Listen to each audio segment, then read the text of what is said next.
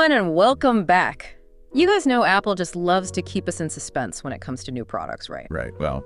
You send in this article about some potentially new Macs, and let me tell you, it's got everyone talking. And it's not just about, like, are they going to be faster? Or what new bells and whistles will they have?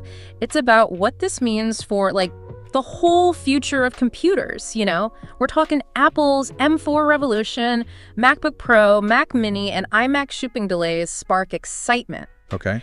And it's kind of wild how, like, every time there's even a hint of a delay on a custom Mac order, the rumor mill goes into overdrive. Yeah, you know Apple's not afraid to play that game. Right. Get everyone hyped up with a few, shall we say, strategically timed shipping delays. But you're right, the article makes a really good point about just how widespread these delays seem to be this time. Yeah, it's not just one product line, it's like across the board, which honestly just makes me think there's something much bigger about to drop. So the article kicks off with this idea that all these shipping delays, especially for MacBook Pros, Mac Minis, and iMacs, could mean that a major refresh is coming soon. And at the center of all this speculation is the rumored M4 chip. Right, and to really get why this is such a big deal, I think it helps to think back to how Apple's handled these things in the past. Okay. Remember, like back in the day when Apple was just about to release a new iPhone, suddenly you couldn't find an older model anywhere. Oh, tell me about it. It's like they were clearing the decks, you know, making way for the new generation. Oh, yeah, those were the days, the mad rush to grab the last model before they were gone. But this isn't just history repeating itself, is it? The article seems to suggest that this time it feels different. Yeah, it does, doesn't it? And they bring up that example of what happened with the iPad mini. Everyone and their mother thought a new one was coming because of similar shipping delays, but then nothing. It's true. So what's different this time? Well, it's that we're seeing these delays across multiple product lines at the same time, which makes it a lot harder to just brush off as nothing. Yeah. Okay. So we've got the Apple rumor mill working overtime, shipping delays that are basically adding fuel to the fire, and this feeling that something big is on the horizon. But what does it all actually mean for us? You know, the people who use these computers every day. That's what I'm really interested in unpacking today. So let's talk about this M4 chip, shall we? What's all the fuss about, and why should we even care? All right, so let's talk about this M4 chip. The article keeps mentioning performance boosts and a beefed up neural engine, but I gotta ask, what does that actually mean for, you know, regular people who use their computers for, like, normal stuff, not building rockets or whatever? You've hit on a really important point there. It's not just about raw processing power. It's about how that power translates into tangible benefits for the everyday user.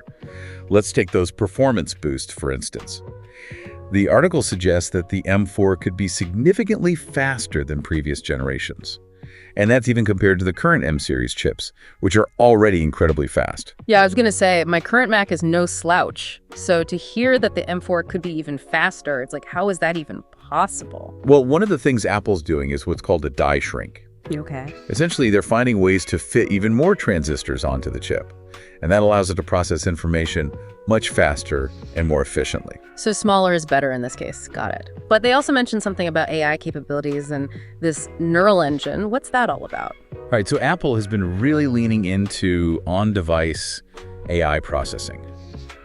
And the M4's neural engine could be a game changer in that area. We could be talking about things like faster image recognition, more natural interactions with Siri, even real-time language translation, all happening locally on your Mac instead of relying on the cloud. Wow, okay, so it's doing all that heavy lifting right there on the device. I'm starting to see why people are excited about this. But let's be real, for a lot of us, graphics performance is a huge deal too. Whether it's for, like, casual gaming or editing photos and videos, we need a machine that can keep up, right? And the article kind of hinted that the M4's graphics could give those dedicated GPUs a run for their money, which is a big deal. Oh, absolutely. Apple's been steadily improving the integrated graphics with each generation of their M chips. And while they might not completely replace those top-of-the-line dedicated graphics cards for really professional level work, you know, right, the M4's graphics performance could be more than enough for everyday users, even those who like to dabble in a bit of gaming or graphic design on the side. So smoother video editing, faster gaming, AI features that don't require an internet connection, it all sounds amazing, but there's one more detail from the article that I think is huge, and they're saying that the base model M4 Max might start with 16 gigs of RAM. Finally. About time, right? Seriously. But you're right, this is actually a bigger deal than a lot of people might realize.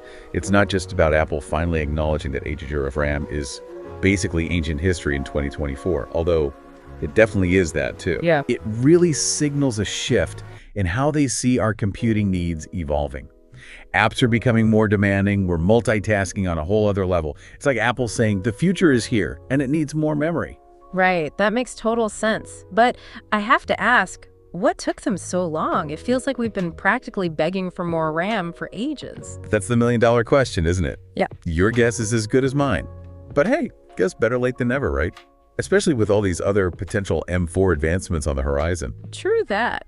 Speaking of advancements, let's talk about how this new chip could actually change the way we use our computers.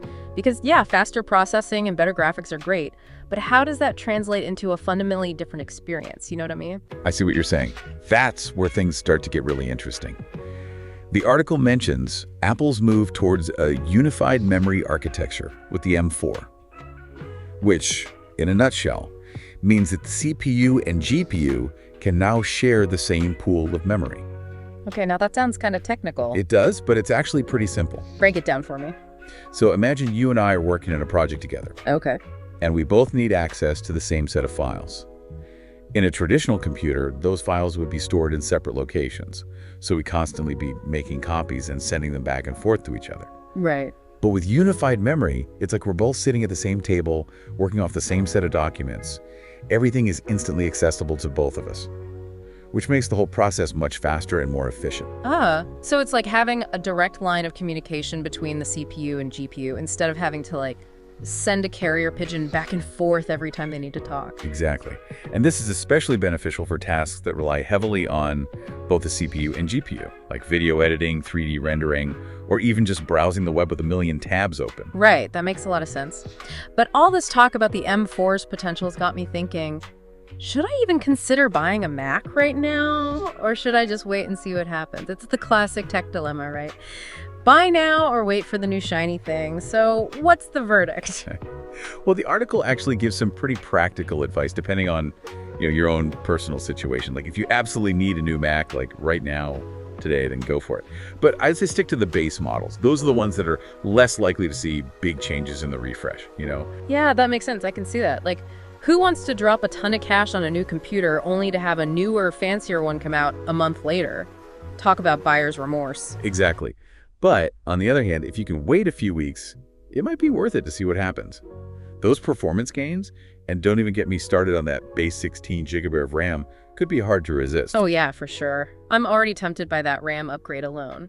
But what about those power users out there? The ones who are really pushing their Macs to the limit every single day? Yeah, for them, I'd say waiting is almost always the best strategy. Yeah. The M4 chip is looking like it's going to offer some really significant improvements for those really demanding tasks. Yeah. Things like video editing, software development, 3D modeling. So if you're running a creative studio or building the next killer app, maybe hold off on that buy now button for just a little bit longer.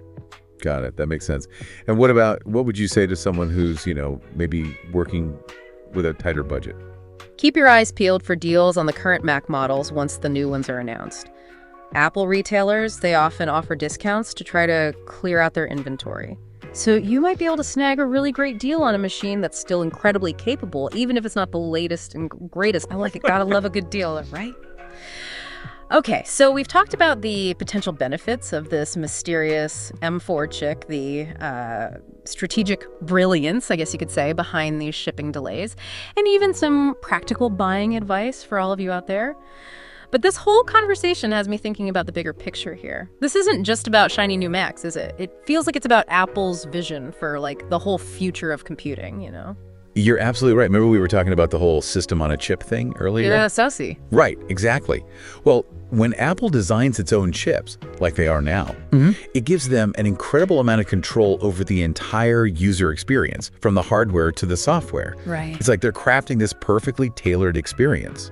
And it all ties into their environmental goals too, right? More efficient chips means less power consumption overall. Exactly. And don't forget about the potential ripple effects this could have beyond just Macs. The advancements that Apple is making with their M-series chips, it's not crazy to think those will trickle down to iPhones, iPads, who knows, maybe even their rumored AR/VR headsets. It really is a fascinating glimpse into the future of computing. It is. It's pretty exciting stuff. Okay, so before we wrap up this deep dive, let's recap the key takeaways for everyone listening, just so they don't miss anything. Sounds good. What are the main things you hope they'll remember from our conversation today? Well, first off, don't just write off those shipping delays as some kind of inconvenience or a nuisance. They could very well be a sign of exciting things to come from Apple. Secondly, this M4 chip. It has the potential to completely change the game. We're talking about performance, AI capabilities, and overall efficiency.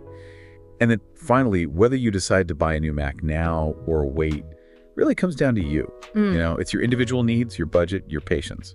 Couldn't have said it better myself. But, Yeah. this whole conversation, it's got my brain going a million miles a minute. The article, it really focused on how Apple Silicon is like pulling ahead when it comes to the hardware side of things. But I'm curious about the software side. Like, what does Apple need to do with macOS to really, truly take advantage of all this new hardware? Yeah. Take it sing. That is a fantastic question. And honestly, it just goes to show how these advancements, they're about so much more than just faster processors or more memory. It's about the entire ecosystem, the software and the hardware, all working together in perfect harmony to create something truly special, something groundbreaking. That's a great point. I love that. Well, deep divers, that's a wrap on this deep dive into all things Apple, Macs, rumors, you name it. A huge thanks to you, as always, for joining us. Keep your eyes peeled for those new Macs. Who knows? Maybe we'll do a follow-up episode once they're finally out in the wild. Until then, happy computing, everybody.